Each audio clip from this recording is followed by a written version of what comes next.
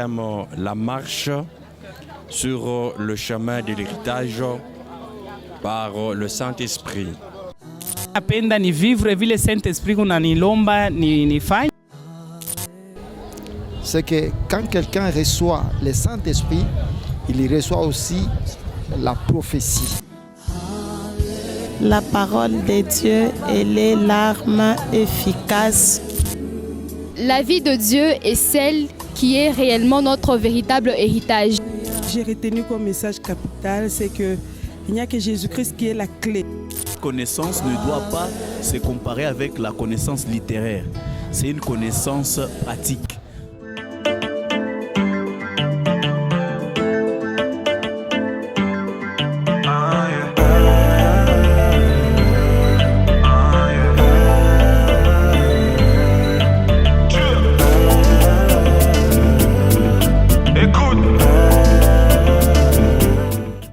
L'application de la semaille et de la moisson, toujours dans la destinée. Mesdames, Messieurs, bienvenue dans ce carton retenu de ce dimanche. Nous sommes pratiquement dimanche 9 février 2025. Aujourd'hui, deuxième dimanche bien évidemment de ce mois de février. Le Papa Zacharie a continué à nous parler sur la destinée, cette fois-ci par rapport à la loi de la semaille et de la moisson, et cela a été merveilleux tout au long de ce culte. Vous ne pouvez pas moissonner sans s'aimer. C'est le résumé d'ailleurs de ce grand message. Poussez les fidèles, pousser le peuple de Dieu à cette culture de la semaille pour bien moissonner.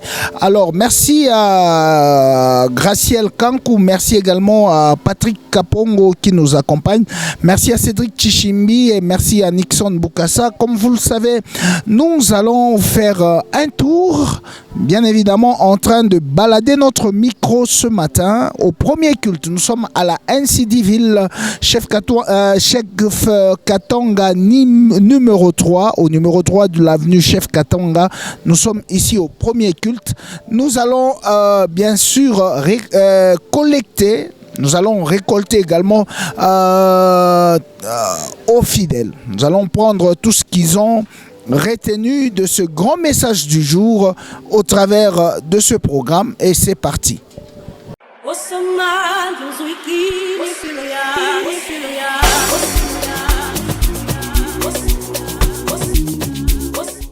Le message d'aujourd'hui, on nous a juste rappelé, c'est très important. Vous savez, chaque jour, quand nous venons à l'église, est la volonté de Dieu que nous puissions tous prospérer. Mais le secret de la prospérité, comme la Bible le dit dans le livre de 3 Jean, ça commence par la prospérité spirituelle. Parce qu'on dit, vous prospérerez comme prospère l'état de votre âme. Donc la source de toute prospérité matérielle commence par la prospérité spirituelle. Il est à nous, à notre avantage, d'exceller d'abord spirituellement, au lieu de demander d'abord la prospérité physique, matérielle, financière. Demandons d'abord et battons-nous pour la prospérité spirituelle. Oui, Papa a continué à nous parler sur la destinée, qui est un sous-thème dans le grand thème de l'année. Il nous a parlé sur la destinée en nous disant que cette destinée prend 2 volets. La responsabilité de l'homme et la responsabilité de Dieu. Mais pour aujourd'hui, il nous a parlé sur la responsabilité de l'homme. Dans la responsabilité de l'homme, l'homme doit se préoccuper des œuvres de Dieu. L'homme doit appliquer les principes, donc la loi de la semaille et de la moisson. Et aussi, non seulement la loi de la semaille et de la moisson, il y a aussi se préoccuper de la volonté de Dieu, donc sur les principes de Dieu. Mais aujourd'hui, Papa nous a parlé sur l'application de la loi de la semaille et de la moisson. cette loi de la semaille et de la moisson, pour que cette loi puisse, si nous voulons mettre cette loi en pratique, nous devons premièrement nous attacher à cette loi, c'est-à-dire, lorsqu'on parle de la loi de la semaille et de la moisson, c'est cette loi qui nous aide à pour que cette loi puisse se réaliser, il faut donc c'est une loi qui nous amène dans la prospérité. Et cette prospérité est liée à trois choses. Il y a la prospérité spirituelle, la prospérité physique et la prospérité matérielle et financière et dans d'autres domaines. Concernant la prospérité qui est spirituelle, c'est une prospérité qui prend le dessus sur d'autres prospérités. Qu'est-ce que la prospérité spirituelle? C'est cette prospérité qui nous amène à vivre la vie de la sainteté, de la crainte de Dieu, la vie de Dieu. C'est-à-dire, quand nous vivons la vie de Dieu, ça nous ouvre directement l'opportunité à avoir d'autres prospérités. C'est pourquoi l'apôtre Jean, qui adressa une lettre à Gaius, il dit je souhaite que tu prospères comme prospère l'état de ton âme. C'est-à-dire nous devons chercher premièrement la prospérité qui est spirituelle avant de chercher les matériels, parce que c'est celle qui conditionne d'autres prospérités. Et cette prospérité, c'est la vie de la sainteté, de la crainte de Dieu, c'est tout.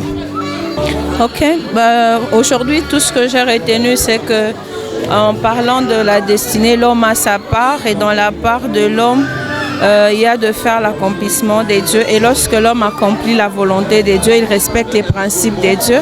Il y a la prospérité qui suit. Et on nous a dit aujourd'hui ce matin que la prospérité de Dieu garantit la présence de Dieu dans notre vie. Et quand il y a la présence de Dieu dans notre vie, tout ce que nous faisons, les choses nous réussissent parce que nous avons respecté les lois de Dieu. Et aussi, il y a la prospérité matérielle et financière qui suivent 4 principes. Les principes de prémices, des dîmes, des offrandes et des autres sémences, afin que la prospérité continue à se manifester dans tous nos domaines de la vie. Merci. Ok, merci pour la parole. L'orateur du jour, Papa Zacharie, le bishop Zacharie, nous a parlé sur notre responsabilité dans l'accomplissement de la destinée. Il nous a d'abord fait un rappel sur les différents aspects de notre responsabilité, notamment le respect des principes de Dieu.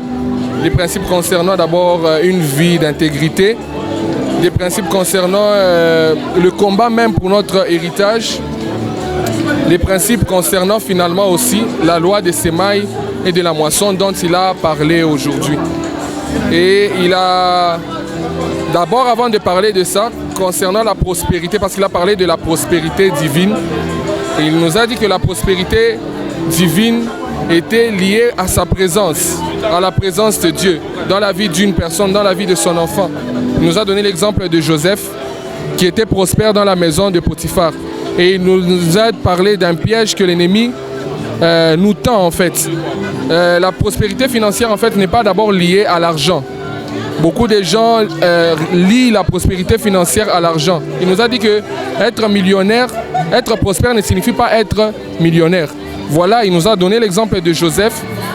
Joseph n'était pas millionnaire, il était d'ailleurs esclave chez Potiphar, mais la Bible témoigne qu'il était prospère.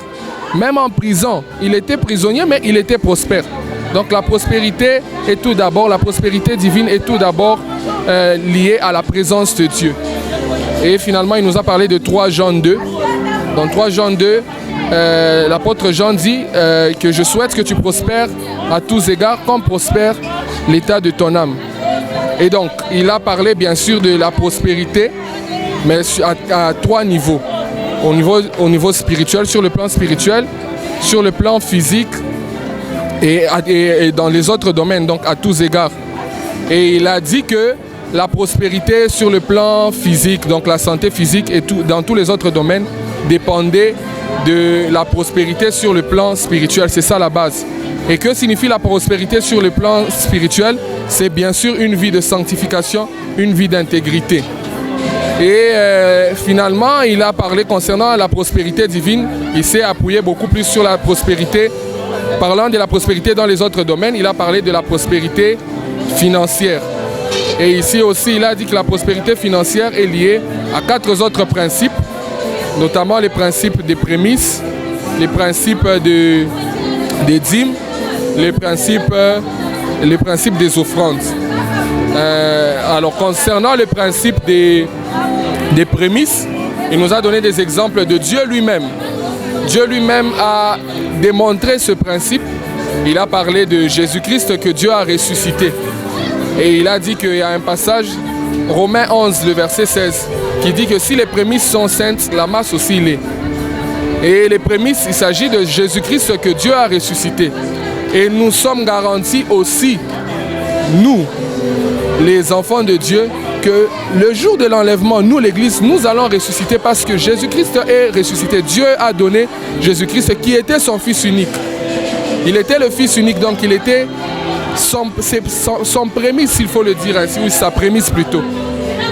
Alors voilà, donc il a aussi pris l'exemple de la veuve de Sarepta qui n'avait qu'un peu de farine. Pourtant le prophète Élie lui demandait. Quand nous lisons Ézéchiel, dans Ézéchiel, quelque part on demande, la parole de Dieu demande au peuple d'apporter des prémices aux sacrificateurs. Et l'orateur nous a dit certainement le prophète Élie connaissait ce principe. Et il n'a pas hésité de demander cela à la veuve de Sarepta. Et elle a obéi. Et en fait, en faisant ça, ce n'est pas pour le bien de l'homme de Dieu, mais c'est pour la bénédiction de la personne. Pourquoi? Parce que en temps de sécheresse, la veuve de Sarepta, elle n'a pas manqué. Et l'une des choses aussi importantes que l'orateur a souligné, c'est que l'une des choses que fait les prémices, c'est que dans les moments compliqués, dans les moments difficiles, on sait s'en sortir parce que cette offrande-là, voilà, à cause de cette offrande prémisse, c'est ce qui est arrivé avec la veuve de Sarepta. Et à la fin, nous avons prié pour que le Saint-Esprit nous donne la capacité de mettre en pratique ces différents principes pour notre bénédiction. Je pense que c'est un peu l'essentiel du message qui nous a été donné aujourd'hui. Merci beaucoup. Ouais, bon, pour la journée d'aujourd'hui, on a retenu pas mal de choses, mais en bref, notre berger, Papa Zacharie, ne cesse de nous répéter tous les jours sur les instructions que Dieu nous donne. Le Seigneur Jésus nous donne des instructions et plusieurs instructions dans la Bible. Dans la Bible, nous avons des recommandations, nous avons également des instructions que le Seigneur nous donne. Et il y a un plus grand secret dans le respect et l'obéissance des instructions que le Seigneur met à notre disposition. Papa nous a rappelé encore une fois que nous vivons un miracle. Il y a toujours un miracle qui accompagne le respect, l'obéissance aux instructions du Seigneur. Les instructions du Seigneur nous conduisent à obtenir des miracles ou l'accomplissement des promesses du Seigneur. Le Seigneur a mis à notre disposition plusieurs promesses et nous ne pouvons accomplir ou arriver à obtenir ce que le Seigneur a mis à notre disposition ou ce que le Seigneur nous a promis dans le respect des instructions. Donc nous retenons encore en ce jour d'aujourd'hui que le respect des instructions que le Seigneur nous donne nous conduise à la réussite, nous conduise au miracle, nous conduise à l'obtention de notre héritage ainsi que des promesses que le Seigneur nous a données. En bref, c'est comme ça que je peux résumer le message d'aujourd'hui. Merci. Oui, aujourd'hui, Papa nous a parlé de la destinée, mais dans la destinée, il nous a plus parlé des instructions Les instructions que Dieu nous donne nous poussent à posséder notre héritage, à atteindre notre destinée. Et aussi, il nous a parlé concernant les offrandes. Il a parlé de l'offrande des prémices, qui est notre première offrande ou la première chose qu'on offre à Dieu.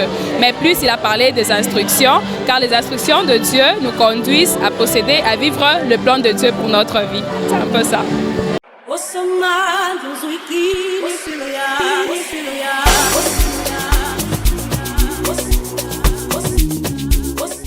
C'est pratiquement la fin de la tranche. Qu'a-t-on retenu? Pas comme tout le jour. Je suis avec Gracella Kankou. Elle va tout justement nous brosser par rapport au programme de cette semaine. Cette semaine est à l'ordinaire. Voilà, la semaine est à l'ordinaire. Chaque lundi de 6h à 8h30, la dévotion matinale. Mercredi et vendredi de 14h. Mercredi de 15h30 à 18h. Vendredi de 12h à 18h. Portez-vous bien et que Dieu vous bénisse. Au revoir.